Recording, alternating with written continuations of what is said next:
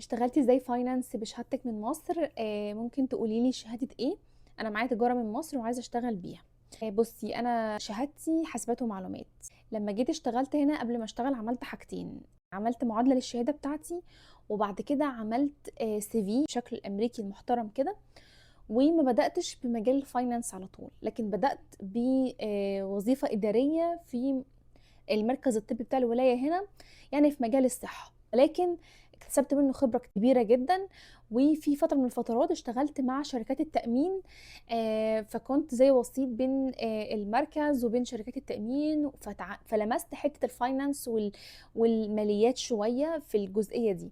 وأنا بقدم على شغل استغليت الحتة دي وعملت عليها سبوت كده، إضاءة قوي يعني، عشان أعرفهم إنه في السي في أنا جزء من شغلي اتعاملت مع الفاينانس. انت بتبداي بس بشغل بالاول، تاخدي منه الاكسبيرينس، تاخدي منه خبره، وبعدين تبداي توظفيها في شغل تاني احسن شويه، وهكذا. ده غير ان خلي بالك كليتي مقويه عندي جدا حاجتين: مقويه عندي اللغه، لان كانت دراستي في الكليه بالانجلش، ومقويه عندي مهارات معينه، اللي هي بقى مهارات الكمبيوتر والابليكيشنز.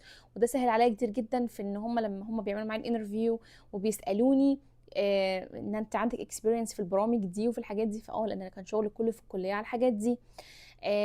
فده سهل عليا برضو التدريب في الشغل.